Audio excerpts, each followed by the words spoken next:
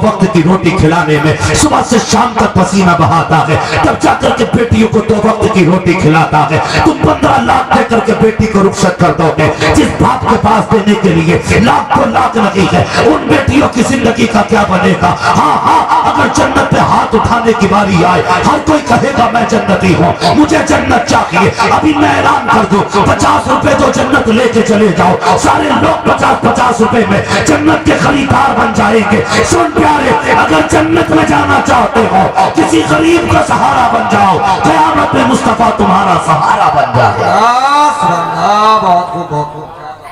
इसलिए मेरे भाई, सबसे बुरी बला जो चल रही है ना, डिमांड की बंद कर दो।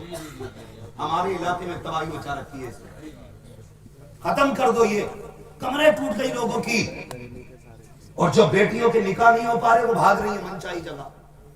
फिर कह रहे कि रामचरण के साथ भाग गई, मुकेश के साथ भाग गई।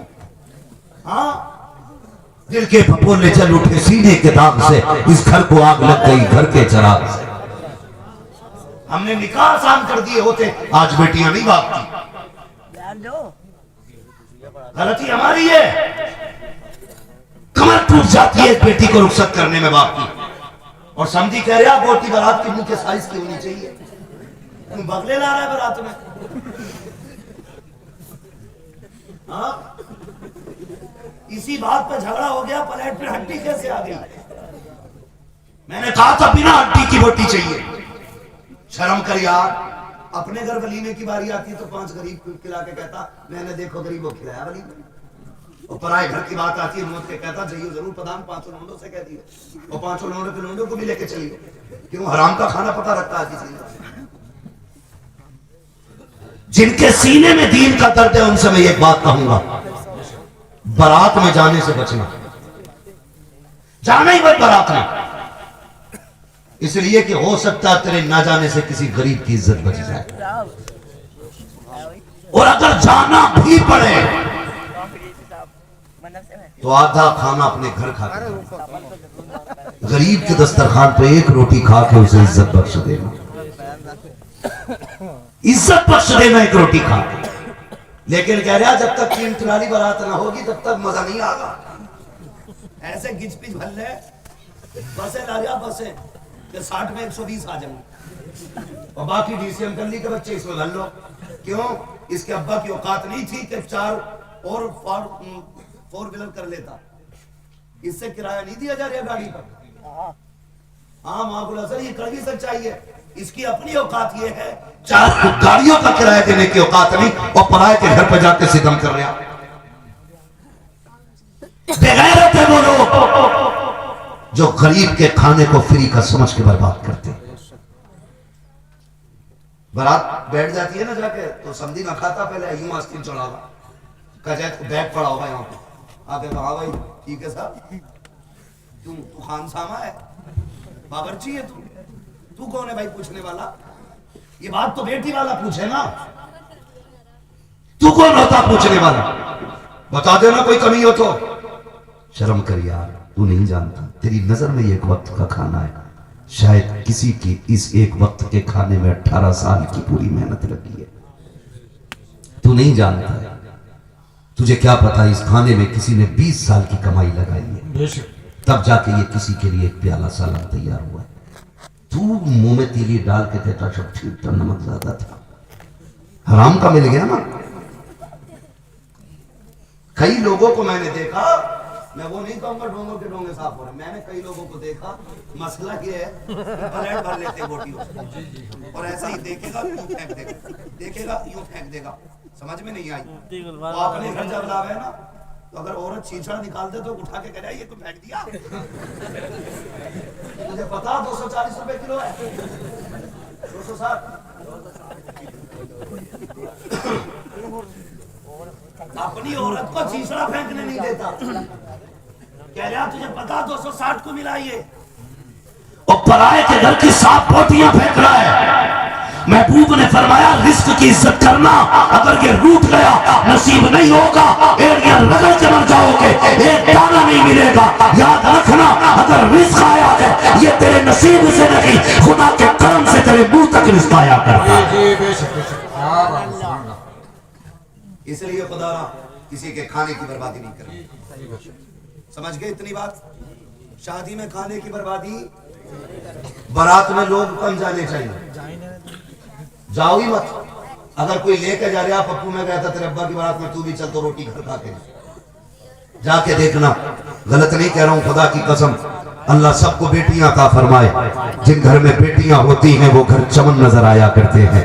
बड़ी बात होती है, बेटियों से आज भी दुनिया प्यार करती है, लेकिन बेटियों के कत्ल की वजह बाप की नफरत नहीं, दामादों का डाकू बना है, इनकी डकैती है, जिसकी बुनियाद पे आज भी बेटी की पैदाइश पे बाप का चेहरा उतरता है।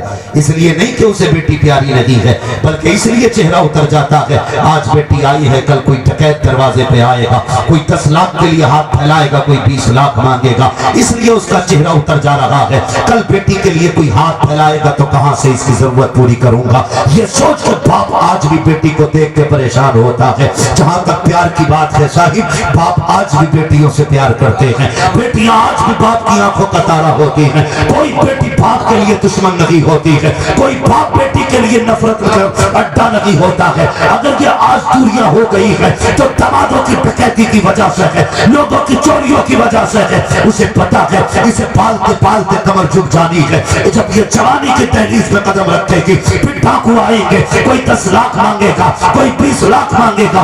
ये सोच के बाप का चेहरा उतर जाता है। अगर मुस्तफा के सच्चे गुलाम हो, आज ये अहद करो, हमारी वजह से किसी के बाप का चेहरा नहीं उतरेगा। हम जिस घर बारात लेके जाएंगे, डाकू बन के नहीं जाएंगे, बल्कि उस घर के लिए खुदा की रहमत बन के जाएंगे। समझ गए मेरी बात? समझ गए मेरी बात? आ गई भेजे में? वहां जाओगे तो खा के जाना। और कुछ ऐसे ही है, लल्ला बारात किधर है आज? क्या उसके यहाँ अब्बा आज वहां पे स्टैंडर है। अब्बा कह रहे हैं बीवी से लाइए काला नमक घोल के पानी, सड़ा खाई चलेगा, वहां पे कबाब। ये हालत है, बिल्कुल हालत तबाह तबाह कर दी बेटी वाले। मियां सूतम साथ है, मैया छोड़ो, वहां तो दफन करने आए थे, बारात में तो खाने ही आते, नंबर थोड़ी आता कबाबों पे। ऐसी लूट पड़ती है। हाँ, बड़ा लंबा मौजूद होता चला जा रहा है, वक्त काफी हो गया। हाजी साहब कह रहे बस मैं थोड़ी सी बर्दाश्त कर लेंगे, थोड़ी देर बर्दाश्त, थोड़ी देर। जी जी जी, जरा कह दे या रसूल अल्लाह। सुने मेरी बात, ये भी सुन ले। तो अब जो ये स्टैंडर्ड का तरीका चल रहा है, कितना अच्छा दौर था जो बेटियां घर से रुखसत होती, लेकिन अगर बेटी कबाब चाहे भी घर से रुखसत करना तो वो समझी नहीं मान रहा। वीआईपी लोग होंगे, होटल में खाना चाहिए और सब खड़े होकर खाएंगे, क्योंकि गधे आएंगे, बैठ नहीं पाते, क्योंकि कोट पैंट में आएंगे, कोट पैंट में आएंगे। तो भाई इतनी फिटिंग की सिलवाई क्यों जो बैठ नहीं सकता? ढीले कपड़े पहन, कई फायदे, सेहत भी ठीक ठाक लगेगी और बीमारियों से भी बचेगा। जितना फिटिंग में घुसेगा इतना ही तबाह होगा। ऐसे चल रहा टांगे बना के, ऐसे झटका नहीं ले लिया बिल्कुल। कह रहे आप वहां दो स्टैंडर्ड में, अब स्टैंडर्ड का तरीका देखो, लोग दौर बदल गया। वो अंधेरा की भला था कि कदम राह पे थे, रोशनी लाई है मंजिल से बहुत दूर हमें। क्या इज्जतें थी, मिट्टी के बर्तन में खाना मिलता था, एक रंग का दाल चावल होता था, बहुत ज्यादा होता लोग शक्कर पूरा चला देते थे, और अच्छी बारात होती तो घी चलता था, इज्जत से बैठा के खिलाते थे, जमीन पे बैठाते थे, लेकिन मेहमान को दरबदर नहीं घुमाया करते थे। बैठा के कोई दाल वाला खुद आता था, पानी वाला खुद आता था, चावल वाला खुद आता था, शक्कर वाला खुद आता था, घी वाला खुद आता था। आज सारे यूं खड़े हैं पलट ली भिखारियों की तरह, यहाँ से चावल उठाए, चुंगल मारा, फ्राई रखी, अरे भाई इधर तो चुकंदर भी है, वो भी रख लिया, अरे ये तो भूल गए गुलाब जामुन भी है, वो भी उसी पलेट के अंदर, इधर रह गया सीख कबाब है, रह गया कर रायता, वो भी लौट लिया, बचा कोरमा, वो भी लौट लिया, बची कोल्ड ड्रिंक गिलास हाथ में ले लिया, अब एक हाथ में प्लेट भरी है, दूसरे में गिलास है। अब सोच लिया कहाँ जाके खाऊं और कैसे खाऊं। कुत्तों की तरह मुंह मारे घूम रहे हो। कितनी बेगैरती का खाना है। लोग कहते हैं इज्जत का खाना है, मैं कहता हूँ जिल्लत का खाना है। ऐसे खानों में कभी बरकतें नहीं होती है। दावे के साथ कहता हूँ, जहाँ 4 क्विंटल का खर्चा है, 3 क्विंटल खर्च होगा। खड़ा करके न खिला, मुस्तफा की सुन्नत के मुताबिक बैठा के खिला, पेट भी भर जाएगा, खाने में भी बरकत अता करेगा। नारे तकबीर, नारे रिसालत। मुफ्ती हमद रजा साहिब कबिला टहल टहल के खा रहे हैं। बहुत अच्छी बात। और पता चल जाए स्टैंडर्ड में, तो वहां वाले सोचे स्टैंडर्ड का मतलब है कबाब होंगे तो ये हालात हमारे। अरे वो खाने का नंबर तो बाद में आता, उससे पहले की बदमाशी सुनो।